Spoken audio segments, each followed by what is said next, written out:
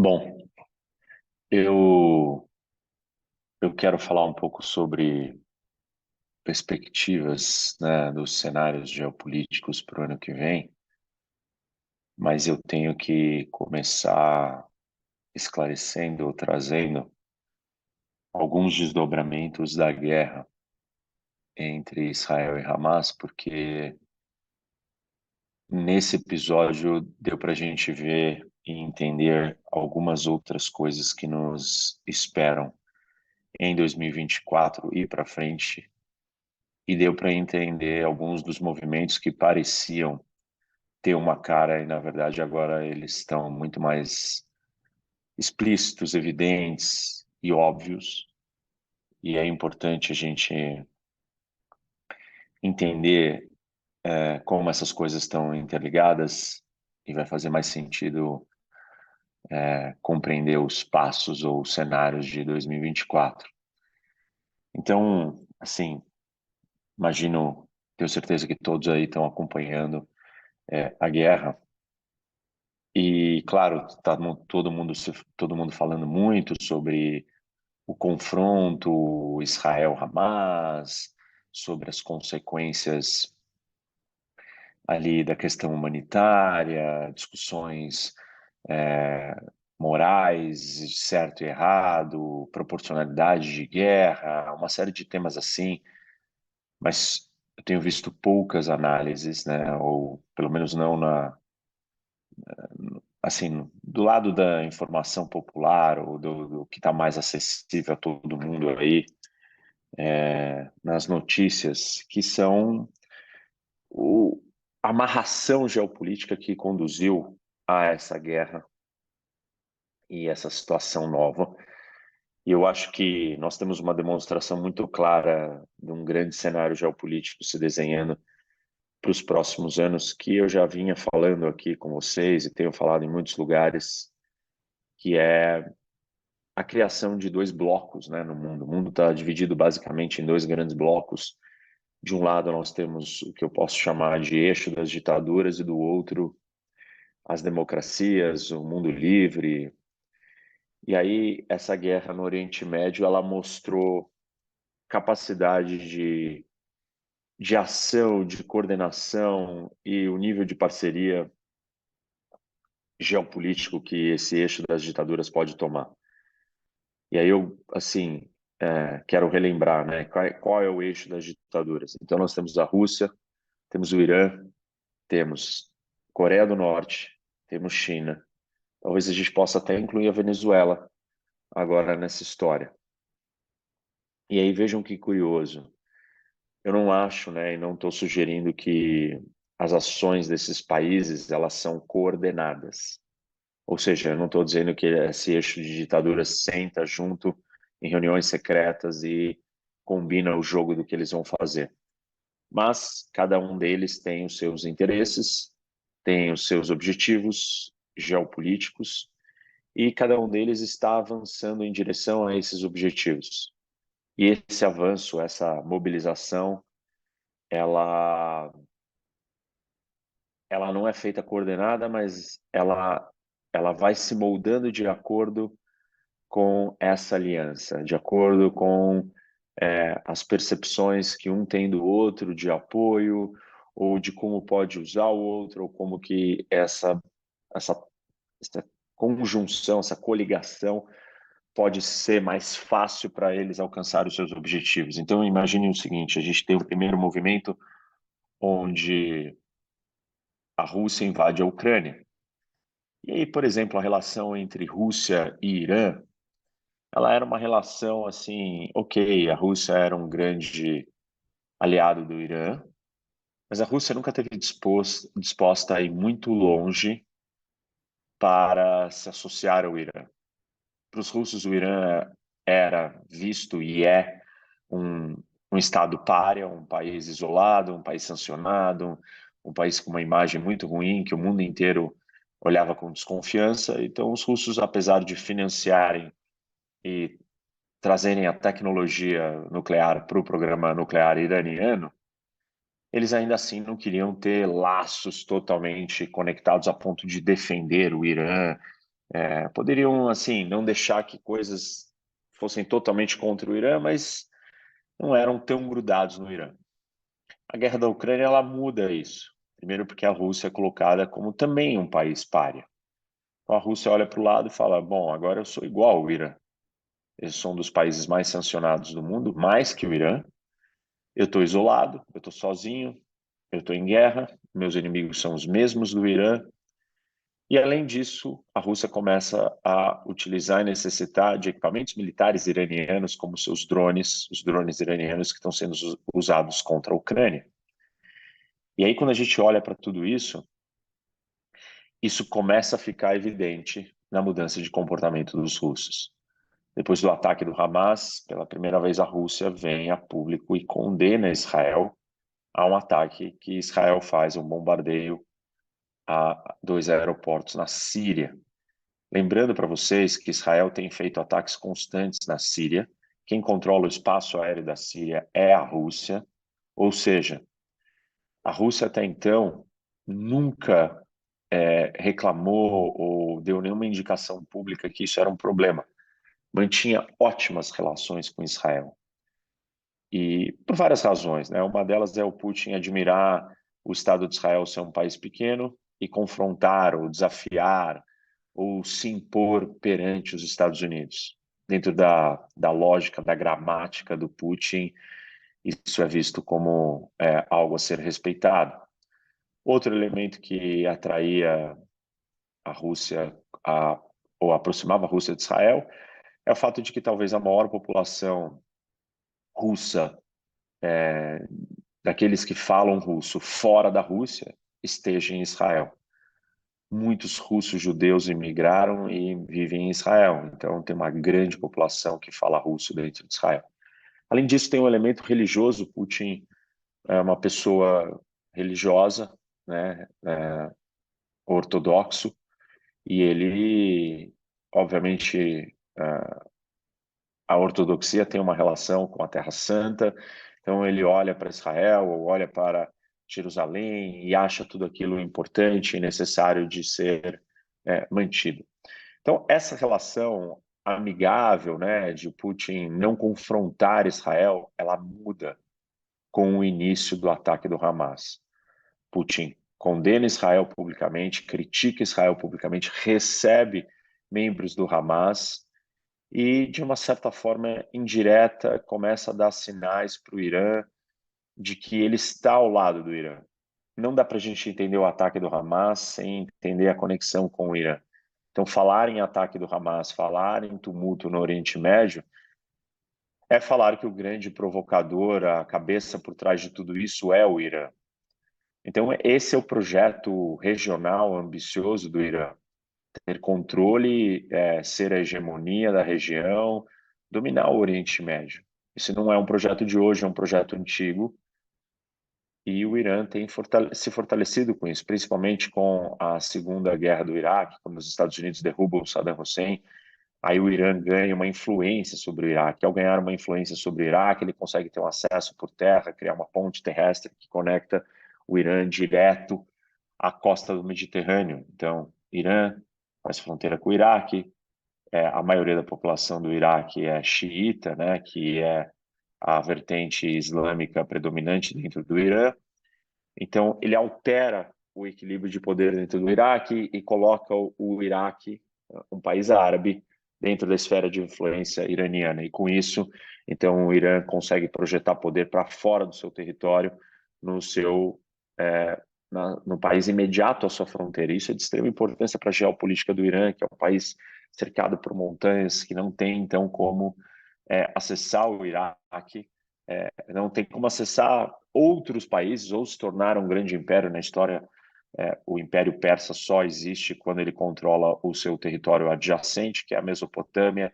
Mesopotâmia é o Iraque. Então, a guerra do Iraque americana abre espaço para que o Irã comece a se tornar uma influência, uma força regional ainda maior. Com o Iraque, ele chega e tem fronteira direto com a Síria. A Síria entra na guerra civil depois da Primavera Árabe. O Irã é um dos grandes financiadores e apoiadores do regime do Assad, entra na Síria para proteger o Assad e, com isso, ganha uma base dentro da Síria. Quem também vem para a Síria é a Rússia. E aí Irã e Rússia estão dentro da Síria, lutando do mesmo lado, ajudando o Assad, mais um elo de conexão da Rússia com o Irã. Então, essas relações vão se fortalecendo e vai criando um problema para Israel, porque é uma fronteira direta com a Síria, é uma fronteira direta com o Líbano, e isso é um canal de alimentar Hezbollah, que é um grupo dentro do Líbano e um grupo xiita, absolutamente, totalmente comandado e seguindo as ações do Irã. Então, percebam o que eu estou descrevendo aqui, é um Irã ficando forte, é uma Rússia ficando fraca e se aproximando do Irã, e aí com o ataque do Hamas, esses dois começam a ter comportamentos mais alinhados. As falas do Irã são muito parecidas com as falas da Rússia, as críticas, condenações, ameaças, tudo andando lado a lado. E o ápice ou o maior problema dessa situação seria a Rússia virar e, por exemplo, começar a bloquear ataques israelenses dentro da Síria. Israel não vai confrontar a Rússia tete a tete, não vai entrar num choque. E aí vocês começam a entender, então, esse movimento do eixo das ditaduras, que aparentemente era um grupo isolado de países que só eram grandes ditaduras, agora elas começam a agir em conjunto. A Rússia precisa das armas do Irã, o Irã precisa da tecnologia nuclear para continuar próximo a desenvolver a sua bomba atômica, ambos estão juntos lutando na Síria, é, ambos começam a ter um alinhamento político anti-Israel. Claro que o Irã já é o mais anti-Israel de todos, mas a Rússia também pegando carona nessa história. E isso é uma mudança muito relevante, muito substancial e muito importante. Primeiro, porque a Rússia também está presente no Oriente Médio como uma força dentro da Síria, com uma base naval. Então, a Rússia está fisicamente no Oriente Médio. Essa é uma mudança muito substancial do lado da Rússia e do Irã. E aí, vamos olhar os outros, né? Os outros participantes dessa história. Um outro importante aqui é a Coreia do Norte. E desde o começo da guerra da Ucrânia, Coreia do Sul e Coreia do Norte possuem os maiores estoques de munição do mundo, porque sempre estiveram na iminência de uma nova guerra. Muitas das munições da Coreia do Sul foram trazidas ou usadas na Ucrânia. Os Estados Unidos pegou da Coreia do Sul e falou: olha, preciso do seu estoque, preciso levar para a Ucrânia. Você não está usando, você tem muito, a gente está faltando aqui. Então, de uma certa maneira, a Coreia do Sul estava envolvida indiretamente com a guerra da Ucrânia na sustentação de armamento para a Ucrânia. Há pouco tempo atrás, a gente assistiu à visita do líder da Coreia do Norte à Rússia. E aí eles assinaram uma série de acordos, dentre eles fornecimento de armas. Do mesmo jeito que a Coreia do Sul tem um estoque de armamento, a Coreia do Norte também tem. E esse estoque de armamento vai ser fornecido ou foi assinado um contrato que o Putin vai utilizar. Então aí é o eixo das ditaduras também se aproximando e se alinhando. O próximo grande mudança que a guerra deixou claro é a presença da China no conflito do Oriente Médio. A China, um pouco antes do conflito, ela media um acordo de paz entre Arábia Saudita e Irã. Lembrando vocês aqui que a Arábia Saudita e Irã são grandes rivais, um dos grandes representantes da vertente sunita é a Arábia Saudita e o Irã, como eu disse, é um representante da vertente xiita. E claro que a Arábia Saudita tem um status e uma importância, como que eu posso dizer, simbólica, não tão simbólica, mas até prática, por ser a sede dos lugares mais sagrados do mundo islâmico. O Irã é muito maior, né, em termos de população e território, mas ele não tem o prestígio, a liderança, o status de ser a sede dos lugares mais sagrados. E talvez um dos sonhos de ambição de poder do Irã seja controlar o território da Arábia Saudita. Essa sempre foi a grande preocupação dos sauditas, achando que um dia o Irã pudesse invadi-los para dominar o seu território pela questão dos lugares sagrados. E aí, com isso, o que a gente tem? A China entrando no Oriente Médio. Quando a China media esse acordo, todo mundo chega à conclusão que a China resolveu participar da geopolítica do Oriente Médio. A China sempre foi apática, indiferente, é, tímida até mesmo na questão econômica, ou se resumia ou se limitava apenas a uma relação econômica com o Oriente Médio. Isso muda de figura ao momento que ela se torna um grande player político, mediando um acordo entre a Arábia Saudita e o Irã. E aí mostra que a China está presente e está dentro do Oriente Médio também. Vale lembrar que o maior fornecedor, o maior comprador do petróleo iraniano é a China. Então, as relações econômicas do Irã com a China aumentam. E aí nós temos uma das primeiras reuniões pós início da guerra, o ataque do Hamas, e reuniões no Conselho de Segurança, inclusive que o Brasil estava presidindo, e o Brasil propõe algumas resoluções. As primeiras resoluções, elas trazem alguma linguagem para condenar o ataque do Hamas, e quem veta é a Rússia e a China.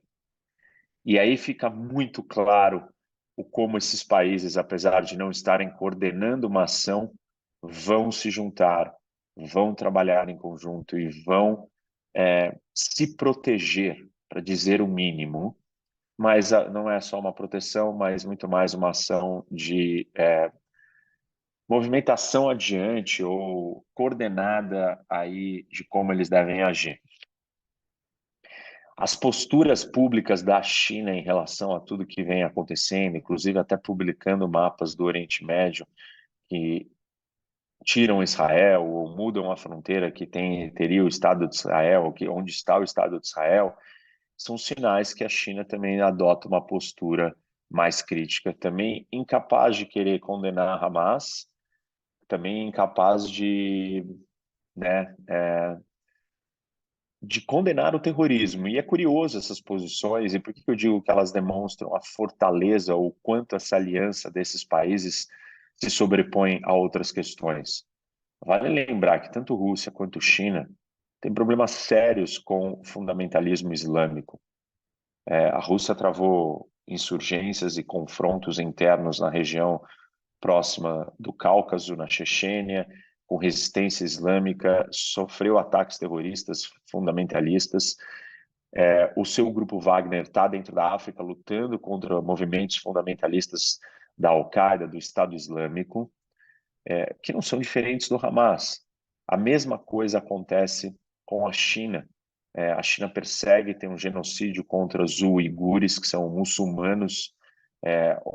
O movimento político na China, na Ásia Central, é todo focado em tentar conter o surgimento ou fortalecimento de grupos islâmicos insurgentes que possam ser uma ameaça interna ao território chinês. E o fato da China não conseguir reconhecer, não conseguir criticar o terrorismo, como fez no 11 de setembro de 2001, como fez em relação à Al-Qaeda, como fez em relação ao Estado Islâmico, do mesmo jeito que a Rússia também fez em relação à Al-Qaeda e ao Estado Islâmico. Mostra que o mundo está num momento diferente. Então, não é mais uma análise, eles podem se juntar, eles são ditaduras, então eles compartilham das mesmas ideias. Não. Eles escolheram estar do mesmo lado conscientemente, planejadamente. Eles estão fazendo isso. Para mim, essa demonstração é muito clara. O terrorismo é uma ameaça para o mundo todo e o comportamento e a postura política desses países mostrou que isso não é o mais relevante. O mais relevante é fortalecer e manter a aliança deles unificada e um apoiando o outro. Então, imaginem o seguinte, tudo isso faz o Irã se sentir como? Mais fortalecido, mais capaz, mais ousado, para dizer o mínimo. E, e aí, assim, né, um dos grandes questionamentos da guerra entre o Hamas e Israel é a possibilidade de escalada. E a possibilidade de escalada se daria com uma guerra, um confronto direto com o Irã, talvez inicialmente indireto, via Hezbollah, e possivelmente, talvez até direto, contra Irã e Israel. Estados Unidos, imediatamente ao início do ataque terrorista de 7 de outubro, manda 2 porta-aviões para a região para sinalizar, não porque Israel precise desses porta-aviões ou de tropas americanas para lutar contra o Hamas, mas para sinalizar para o Irã, olha, não ouse atacar Israel. E os Estados Unidos faz isso porque percebe que Israel está numa posição de desvantagem, que o Irã possa estar mais arrojado, mais agressivo e se sentindo mais confiante, mais apoiado pela sua turma, por Rússia, China e Coreia do Norte, mais disposto, então, a romper o que eu chamaria, o que a gente chama de linhas vermelhas, né? Red lines, da relação entre Israel e Irã. Ao longo dos últimos 15 anos, Israel e o Irã têm entrado em confronto direto. Então, Israel vai lá, assassina cientistas do programa nuclear iraniano. Qual que é a resposta iraniana? Atacar alvos da comunidade judaica em algum lugar do mundo ou embaixadas israelenses em algum lugar do mundo. Mas para por aí. E a retaliação israelense vai na mesma medida, no mesmo tamanho, na mesma intensidade. Porque os dois entendem que existe uma linha vermelha. E cruzar essa linha vermelha pode levar à escalada até uma guerra direta, um confronto direto entre os dois países. Essas linhas vermelhas continuam existindo. O problema é que agora elas estão mais nebulosas, mais obscuras, menos claras. Onde é a linha vermelha? Israel está sendo atacada, sofreu o maior ataque da sua história, lidando com uma guerra impossível, muito difícil, e aí de repente começa a ser atacada pelo Hezbollah no norte. Israel pode entender que a sua resposta precisa ser dura para que o Irã ou o Hezbollah entenda as suas verdadeiras intenções. Uma resposta muito dura pode suscitar ou fazer o Irã perceber e o Hezbollah perceber que Israel passou do limite e foi muito agressivo, então tem que ser respondido na mesma medida. Percebam que essas faltas de percepção podem romper as linhas vermelhas e então levar a um confronto direto entre Irã e Israel. É claro que um confronto direto faria os Estados Unidos entrar na guerra e os Estados Unidos entraria atacando o Irã. Esse tem sido um dos grandes pesadelos para quem imagina as consequências na economia ou no mercado de energia, mais precisamente no petróleo. O Irã controla o Estreito de Hormuz, onde passam 30% do petróleo do mundo, e uma das suas capacidades de retaliação seria fechar o estreito, ou seria atacar navios, algo que já acontece, isso já vem acontecendo há algum tempo. Hoje existem 2 projetos ou 2 missões internacionais de escolta de navios. Os americanos têm as suas escoltas, os europeus também criaram uma escolta, né, uma estrutura de escolta própria para navios de energia diversos que vão passar por ali, porque senão vão ser atacados pelo Irã. Os ataques intensificariam, isso subiria o custo do frete, porque o custo dos seguros iriam explodir e aí o preço do barril também subiria demais. Então, um confronto direto seria uma réplica quase da guerra de Yom Kippur, em 1970, em 73, onde que a consequência disso levou ao embargo do petróleo. Não acho que a gente teria um embargo de petróleo, mas nós teríamos um, algo análogo e as análises todas mostram nessa direção que essa seria uma preocupação desde o início da guerra. Qual é o cenário que os mercados do petróleo serão afetados pelo conflito no Oriente Médio? Esse seria o cenário, isso tudo acontecendo. Então, o que isso nos mostra é que o Irã estaria disposto a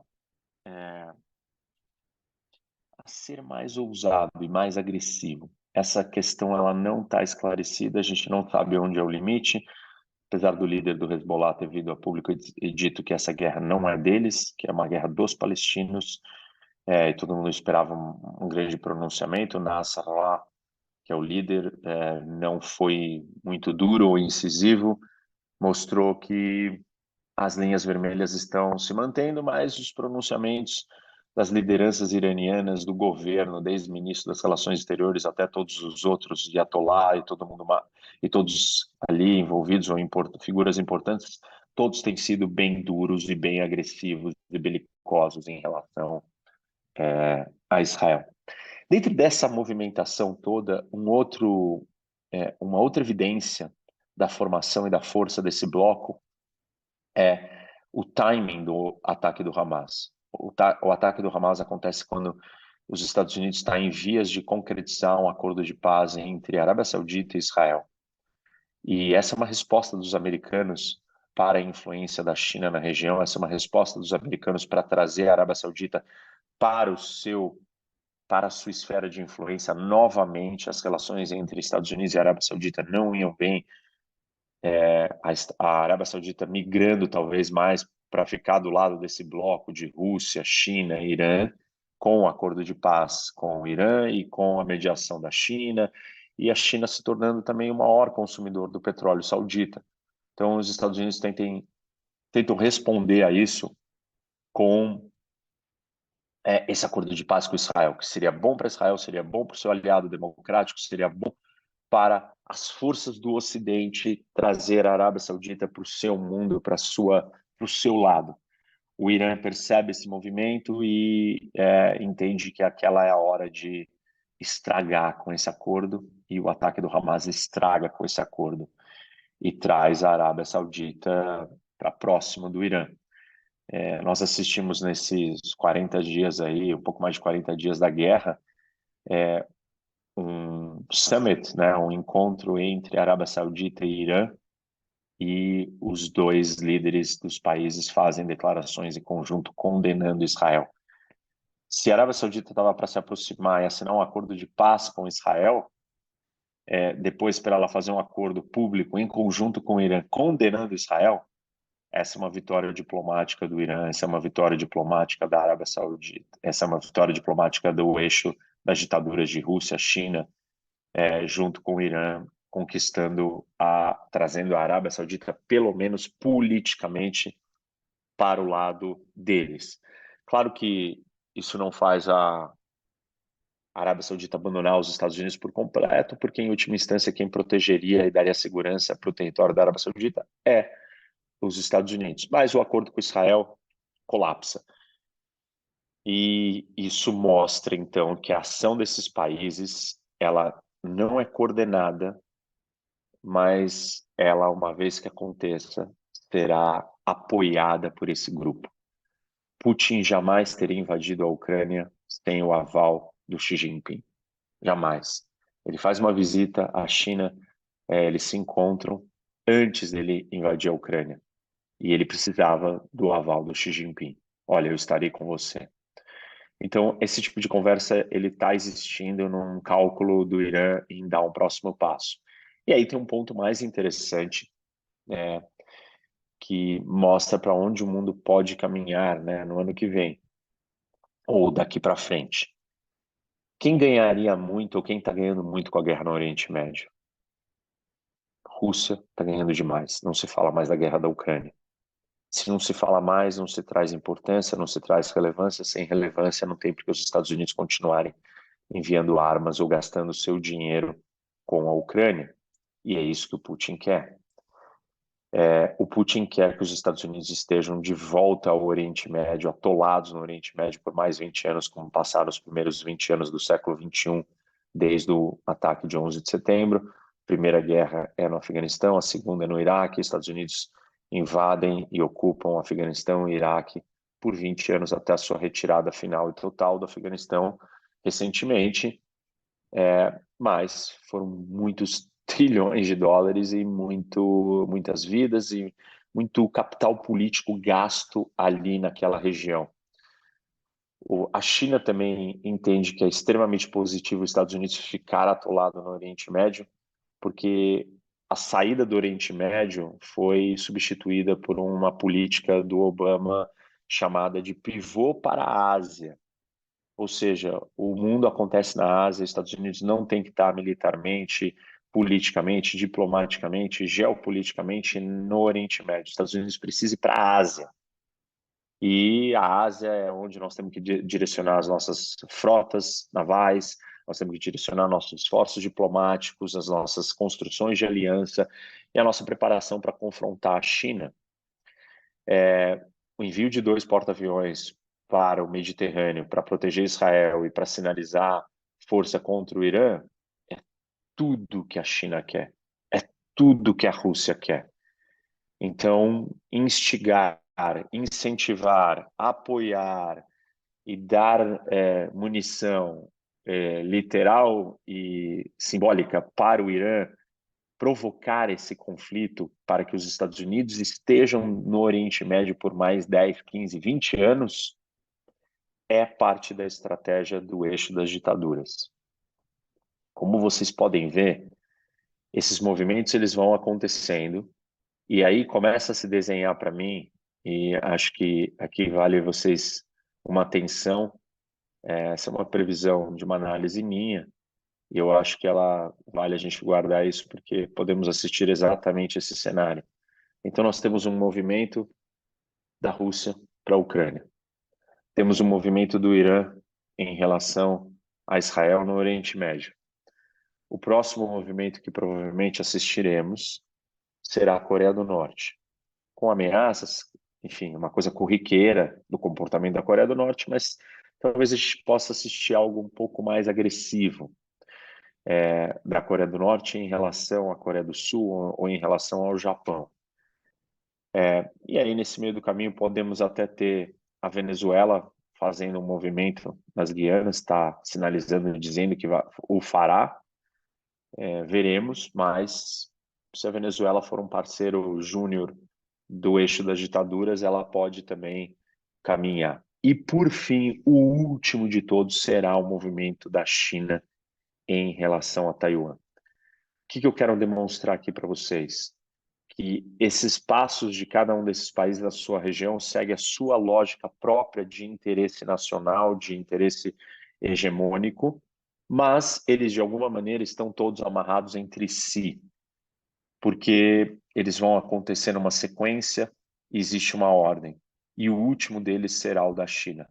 A hora que os Estados Unidos estiver desgastado, cansado, exaurido de ter que confrontar 1, 2, 3, 4 frontes diferentes, e o maior e mais importante de todos será o avanço da China sobre Taiwan. Eu já disse aqui para vocês que eu acredito que isso deve acontecer num futuro próximo, talvez falando em datas de 5 a 10 anos, pode acontecer antes, mas eu acredito que isso acontecerá em algum momento, inevitavelmente. E aí a guerra no Oriente Médio nos faz revisitar essas perguntas. A China então vai aproveitar agora e vai invadir Taiwan? Não, ela não vai aproveitar, ela vai esperar isso isso entrar em ebulição num nível muito maior, para que aí ela possa sim fazer o seu grande passo geopolítico. Isso mostra como que os Estados Unidos vai ter dificuldade em lidar com todos esses players agindo em conjunto. Mais do que nunca, será imprescindível que os americanos tenham uma grande estrutura de alianças para fortalecê-los. Infelizmente, os aliados americanos continuam adormecidos, a OTAN, a União Europeia, tímida nos seus gastos militares, tímida na capacidade de caminhar sozinha, mas isso não significa que os Estados Unidos não precisem deles, mesmo que sejam tímidos. Mais do que nunca, qualquer ajuda que os Estados Unidos tiverem serão fundamentais para lidar com toda essa ameaça do eixo das ditaduras cercando o mundo todo. Se os europeus abandonarem os americanos, ou se os americanos tiverem uma postura muito dura em relação aos europeus de crítica, de rompimento de alianças, de ameaças ou de isolacionismo, o mundo vai estar em sérios apuros ou sérias instabilidades geopolíticas muito rápido. Eu diria que se os Estados Unidos tiver que controlar ou segurar a Rússia na Ucrânia, o Irã no Oriente Médio, a Coreia do Norte na Península Coreana, a Venezuela na América do Sul e a China em Taiwan, os Estados Unidos não dá conta dessa missão sozinho. Talvez o único aí dos aliados potenciais americanos que vai se mobilizar e mostrar atitudes reais será o Japão. E o Japão se movimenta para entender o tamanho do desafio que ele vai enfrentar, né, com essa movimentação e mobilização. O Japão tem se comportado com mais firmeza do que os europeus, mas fora o Japão aí temos a Austrália e temos o Reino Unido, não estou considerando ele como parte da Europa, mas a Europa, que é a maior e a mais importante, fraquejando. Isso deixa os americanos numa posição ruim. Isso nos traz também aqui para um pouco do resumo aí de, dos principais acontecimentos de 24. Acho que agora está ficando claro para vocês que essa aliança não é qualquer coisa. Essa aliança ela vem também trazendo um viés ideológico muito destrutivo. Não são só as ações da Rússia como país, da China como país, do Irã como país ou da Coreia do Norte como país que preocupam e fazem parte do confronto entre o eixo das ditaduras e o Ocidente, mas nós temos um movimento ideológico que ganhou uma força descomunal e assustadora e uma capacidade de mobilização que eu fiquei muito impressionado, que são os protestos nos países democráticos pró-Hamas. Eles não são qualquer protesto, gente. Eles não são, a causa palestina mobiliza os corações das pessoas. Não. Eles são protestos e mobilizações de apoio a uma organização terrorista costurados e amarrados pela esquerda em todos esses países.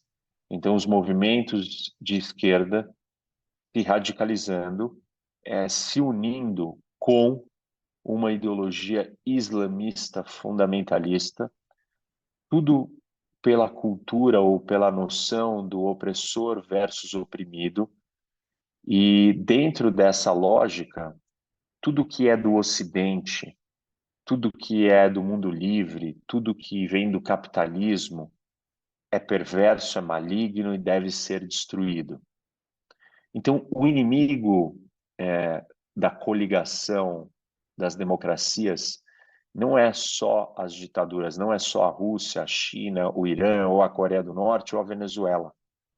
Dentro das democracias, nós temos o surgimento de forças políticas extremistas, polarizantes e com um discurso anti-Ocidente, anti-Estado de Direito, anti-liberdade, antidemocrático, porque defender Hamas, defender o tipo de ideologia e o que significa o Hamas é um sinal de defesa a tudo de mais antidemocrático. A parte irônica dessa discussão política aí, sem querendo politizar, né, ou fulanizar a política ou as questões ideológicas, é ver a esquerda defensora de minorias como direito das mulheres, homossexuais, etc., abraçando e defendendo uma ideologia política que é uma das mais repressoras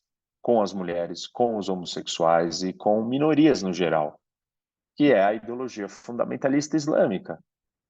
A doutrina da Sharia, né, a lei religiosa implementada nesses países, não dá nenhuma voz às mulheres, não dá nenhuma voz a comunidades LGBT que é mais ou homossexuais. E aí a hipocrisia ela é revelada de uma forma não só do ponto de vista de uma discussão política aqui entre nós, mas de uma discussão geopolítica maior, aonde essa força ideológica ela está mobilizada com um intuito: destruir a democracia de dentro. Esses movimentos são nada democráticos. Ah, mas eles estão marchando e defendendo e dando as suas opiniões. Se a sua opinião é antidemocrática, defendendo grupos terroristas, claramente o Ocidente perdeu os meios de controlar essa ideologia, e ela não é uma ideologia pequena. As manifestações em Londres, em Paris e nos Estados Unidos mostram o tamanho da mobilização. Até aqui no Brasil, movimentos e protestos ou aglomerações na Paulista com gente cantando, batendo tambor. Agora é a hora do Hamas. Surpreendente isso. Não é por um acaso que o Brasil está no olho do furacão desse conflito, quando a Polícia Federal prendeu 2 membros do Hezbollah aqui no Brasil. Não, isso não é por acaso. Isso é parte deste movimento ideológico, e ele tem a ver com esse grande choque geopolítico. Quem está mobilizado é uma geração mais jovem dentro dessas democracias, dentro dos Estados Unidos e da Europa. Uma geração, nós estamos assistindo esses problemas dentro dos centros acadêmicos americanos, aonde despertou uma grande polarização e uma grande discussão sobre a postura das grandes faculdades americanas em conter esses discursos e esses grupos radicais que defendem organizações terroristas. E isso é sem precedentes para os Estados Unidos.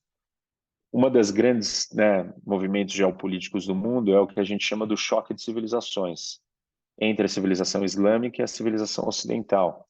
Esse é um outro filtro para nós entendermos para onde o mundo caminha.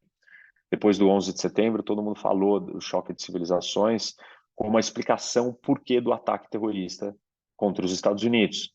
Era a civilização islâmica se rebelando e confrontando a civilização ocidental.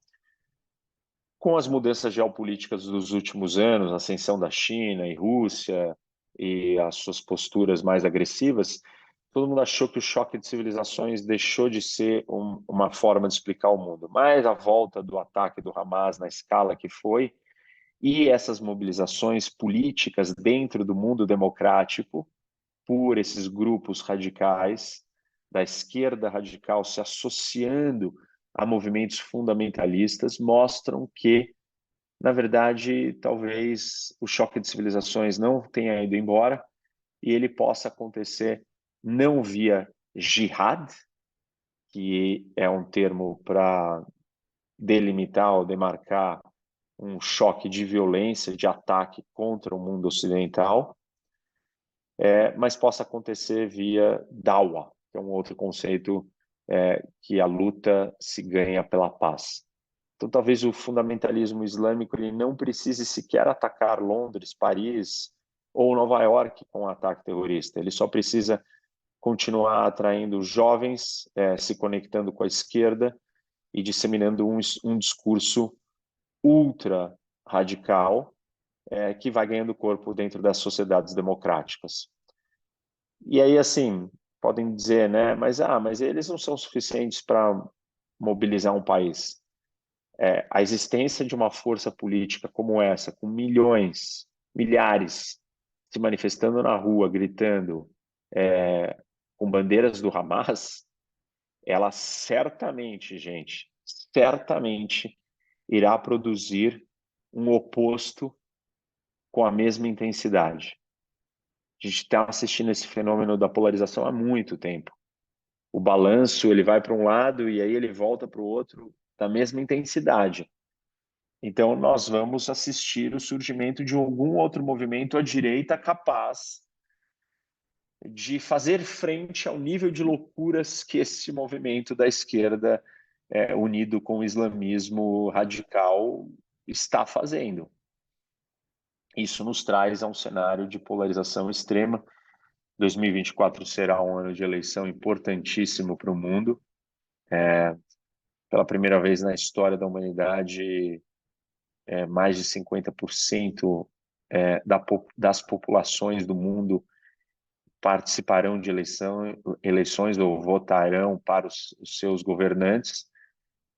Quando eu digo essa frase, pode parecer isso positivo, então quer dizer que o mundo está caminhando para ser mais democrático, mas não, a maioria dessas eleições são grandes fachadas.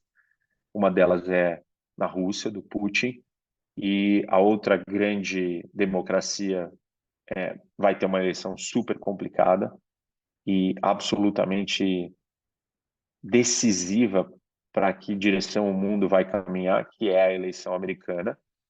Pela primeira vez nós temos um dos candidatos mega favoritos, que é o Trump, sendo acusado, né, parte de um inquérito, de uma investigação, de um processo federal por uma série de crimes graves contra a democracia. Esqueçam alguns das acusações ou dos processos mais bobos e banais. Eu falo do ataque ao Capitólio, e o ataque ao Capitólio não tem nada a ver com, por mais que o Brasil seja um copycat, né? O ataque aqui de 8 de janeiro é uma cópia do americano, não tem comparação, não tem nada a ver. Nos Estados Unidos foi muito mais sério, muito mais grave, pessoas morreram. O nível e a quantidade de gente armada invadindo o Capitólio era outro. O Trump colocou o seu vice-presidente na parede e falou para ele: não reconheço o resultado. Ele virou e falou: não tem como fazer isso. Assim, a situação tomou uma proporção, diria, muito maior que a do Brasil, e isso é muito mais grave.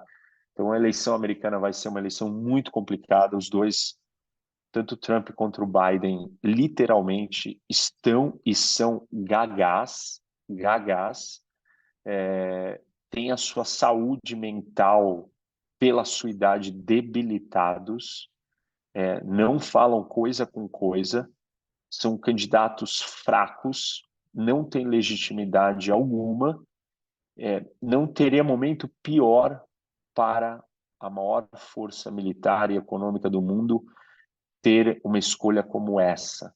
Não teria momento pior. O retorno do Trump é uma grande incógnita, traz problemas assim assustadores, principalmente para o lado do isolacionismo. Se o Trump for se isolar, isso é de uma gravidade para o mundo e para os Estados Unidos sem precedentes. Se eu estou dizendo que os Estados Unidos não tem força para lidar com 4 frentes de confronto e guerra, ou instabilidade militar, Rússia na Ucrânia, Irã no Oriente Médio, Coreia do Norte e China, imagine se os Estados Unidos se retira do tabuleiro e vira e fala assim: eu não vou pagar as contas. Um discurso populista que diga: nós não vamos gastar o dinheiro dos americanos na guerra dos outros. Vai ter um apoio popular tremendo isso. Mas é de uma irresponsabilidade geopolítica sem tamanho. Isso é bem capaz que aconteça se o Trump ganhar. E aí, assim, se estende um tapete vermelho para que esses líderes do eixo das ditaduras se movimentem de uma maneira assustadora, impondo as suas vontades com mais guerras. Então, essa é uma das grandes preocupações. Outras eleições importantes, vamos ter eleição em Bangladesh, vamos ter eleição na Índia, vamos ter eleição na Indonésia. Todos preocupam, todos se consolidando ou caminhando para um lado mais autoritário, ditatorial.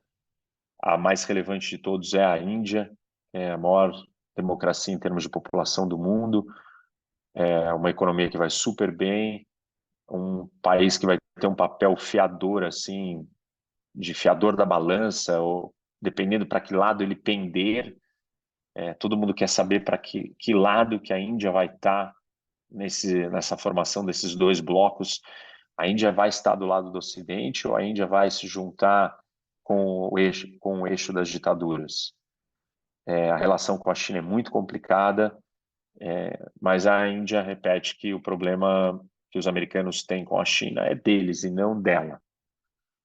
Claro que a Índia não é boba e sabe que a China é uma ameaça real, mas ainda assim a Índia tem tentado ficar longe disso. Mas o Modi, o seu primeiro-ministro, ele tem construído uma identidade nacional mais polarizante, mais nacionalista, mais fundamentada no hinduísmo, uma identidade hindu. A Índia é um país super diverso, inclusive com muitos muçulmanos, e esse posicionamento coloca ele, né, num campo mais autoritário.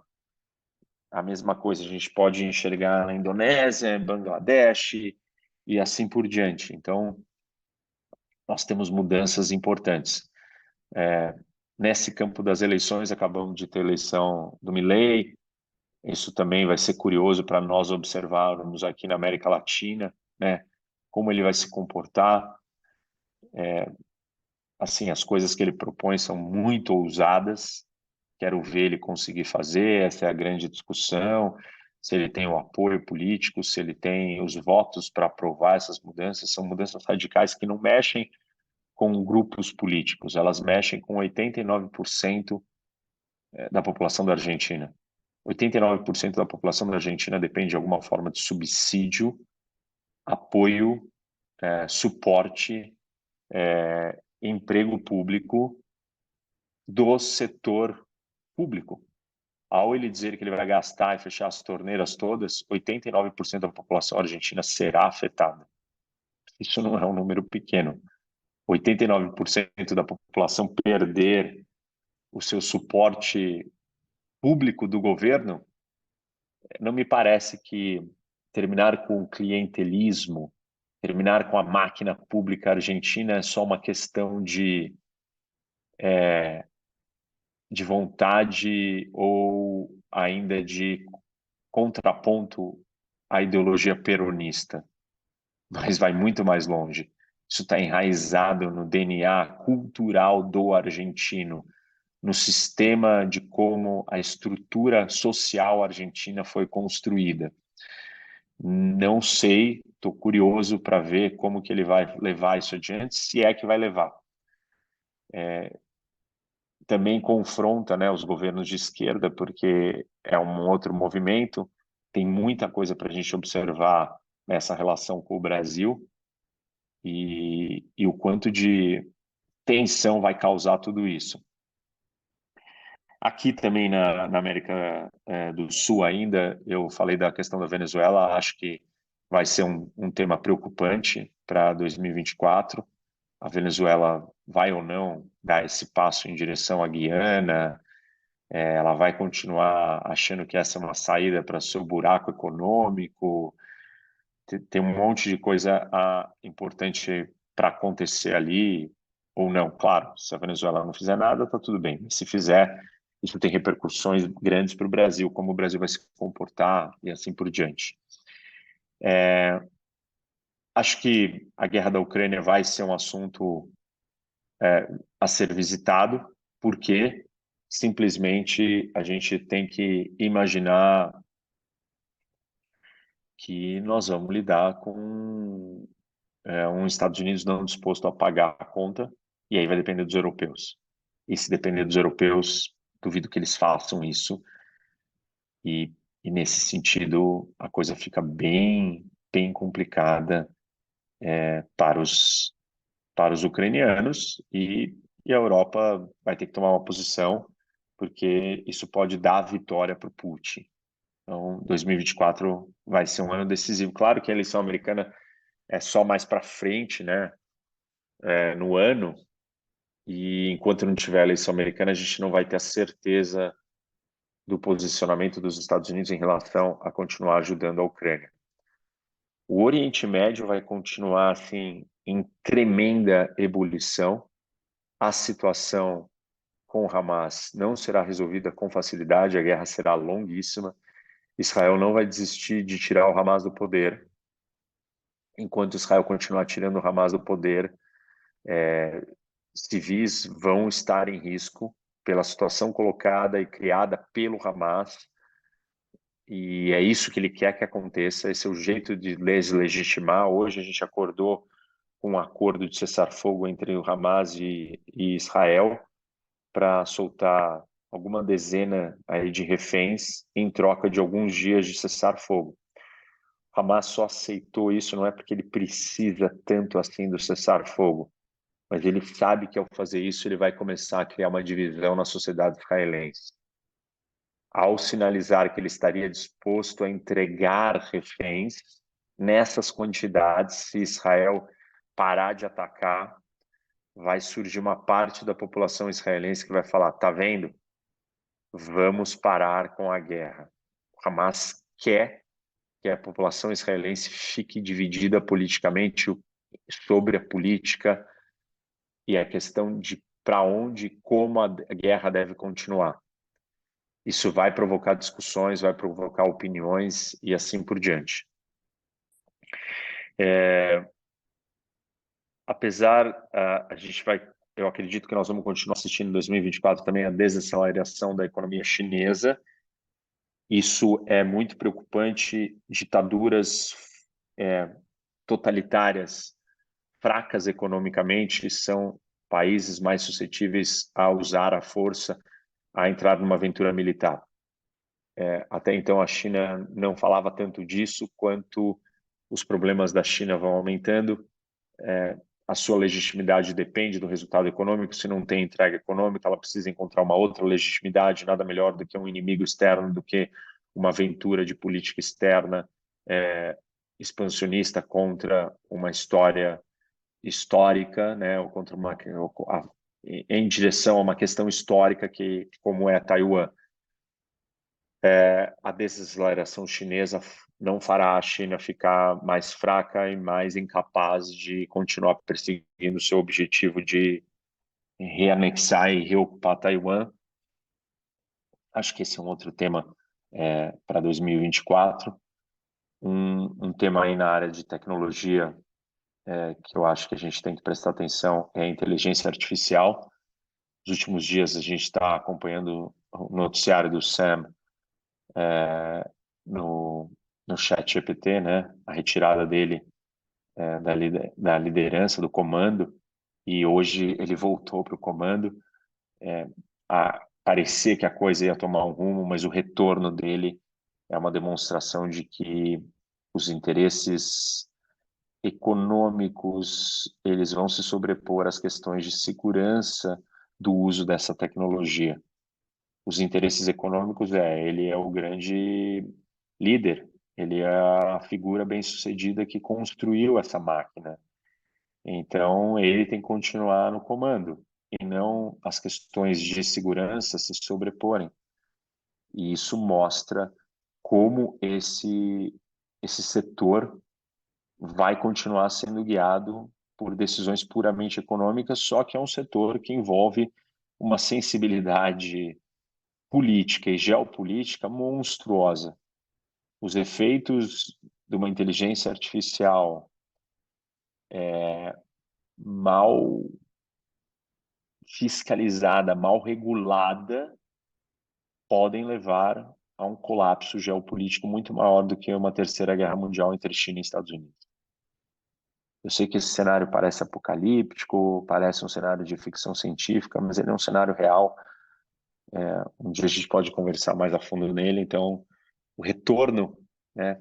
Eu estava pensando se eu iria falar disso ou não com vocês, mas o retorno do Sam Altman para a sua posição, ele, ele é um atestado de que esse assunto terá um assunto de extrema preocupação em 2024, com repercussões geopolíticas em grande tom, em grande escala.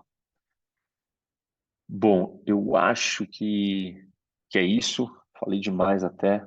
Eu vou olhar aqui as perguntas um pouco. Eu já vi que tem duas aqui do Paulo. Dentro dessa lógica das duas forças, qual o sentido do Brasil se alinhar com as ditaduras? Onde isso vai chegar? Olha, Paulo, essa é uma boa pergunta. Acho que o Brasil está num caminho muito ruim.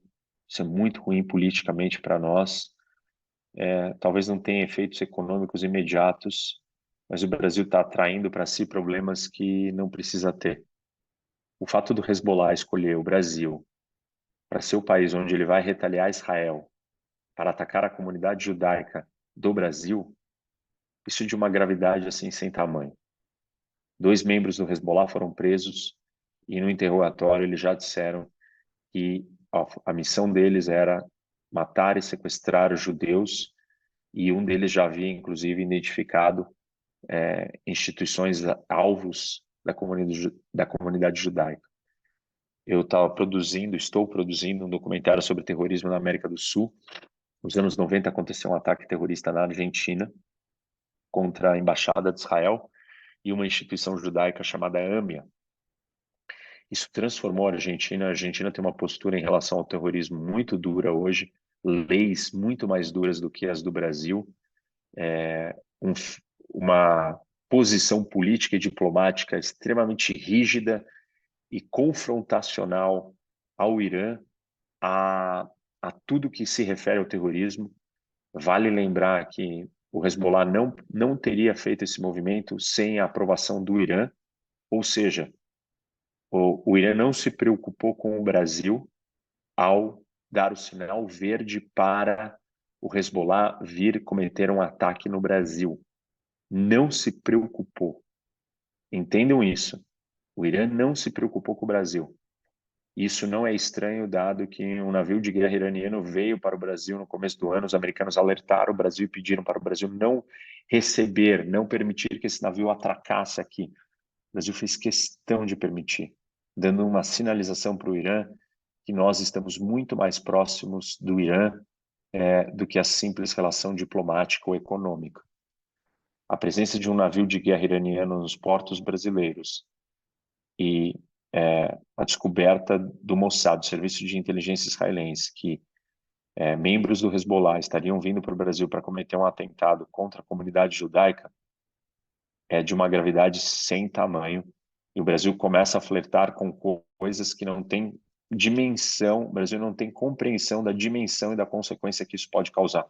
Um ataque terrorista no Brasil coloca o Brasil num outro tipo de classificação e categoria de país, coloca o Brasil numa situação e atraindo um problema que, assim, é um dos mais graves e complexos que nós não temos, e a Argentina viveu isso, e sofreu com isso, e entendeu o recado.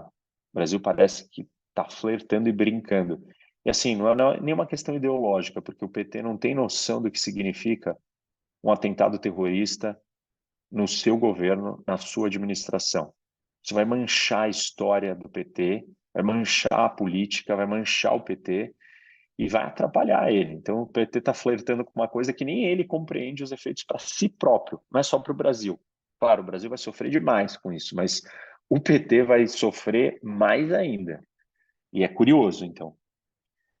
O Paulo também pergunta, uma vitória do Trump ou de outro republicano poderia alterar essa dinâmica?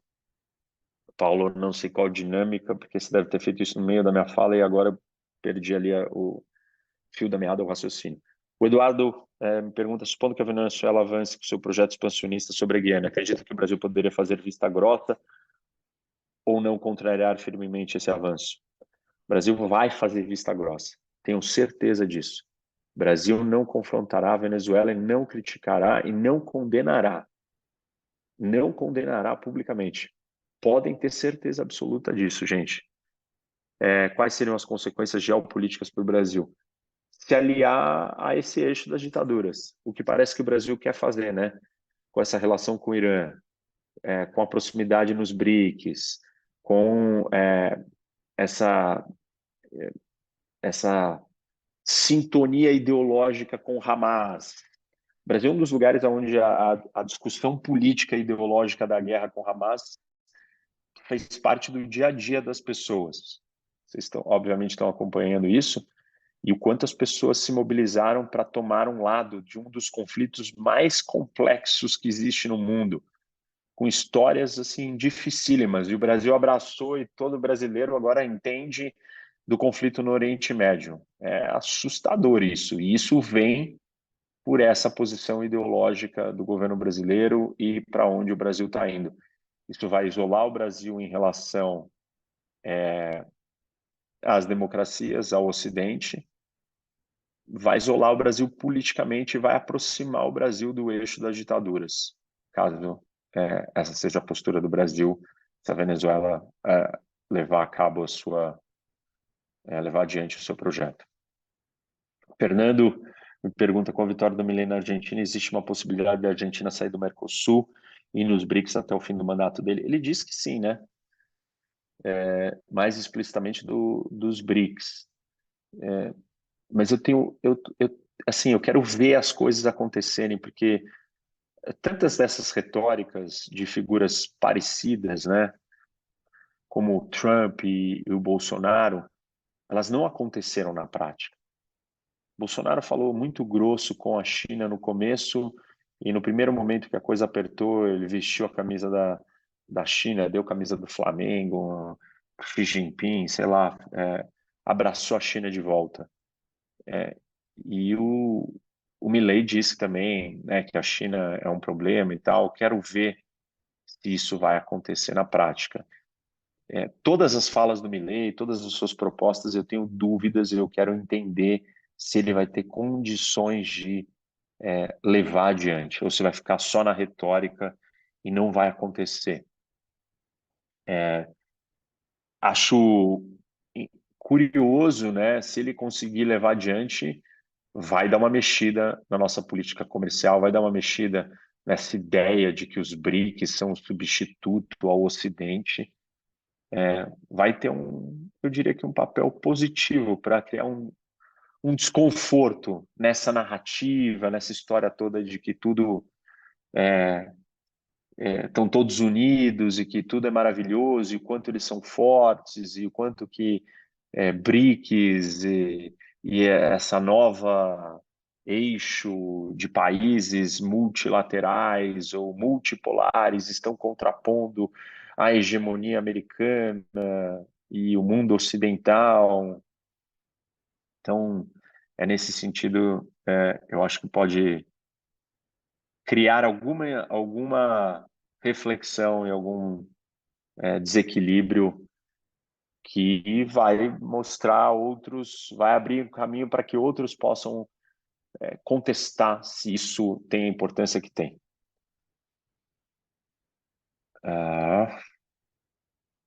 Acho que é isso de perguntas. Deixa eu ver se tem mais.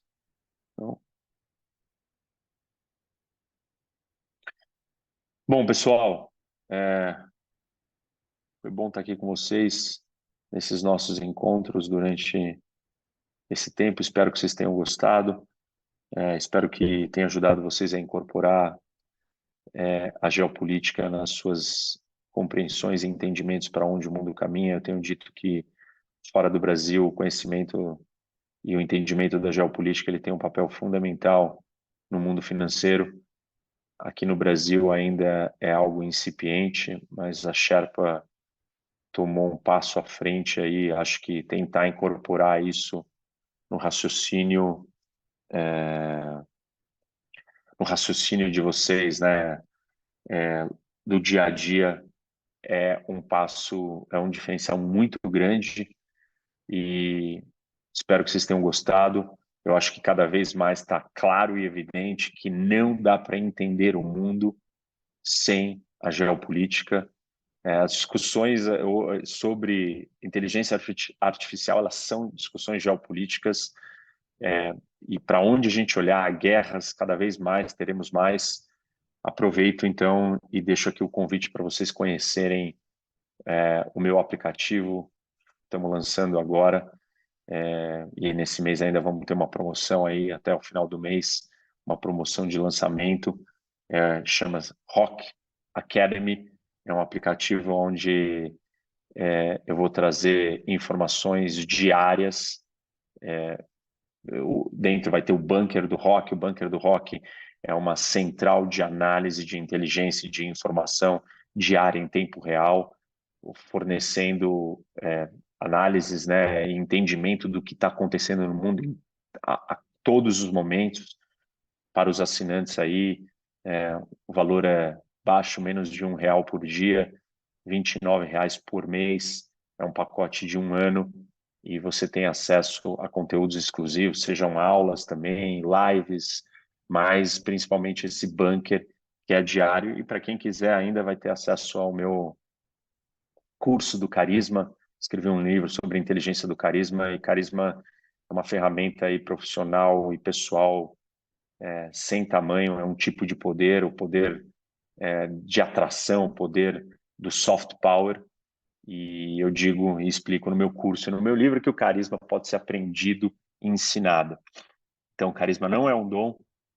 Se vocês entrarem no Rock Academy, no meu aplicativo, vocês vão ter acesso a esse conteúdo também.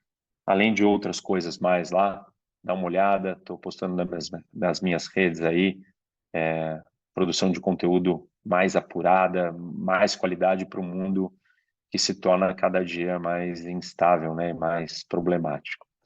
Então, quero agradecer aí a oportunidade e a parceria com vocês.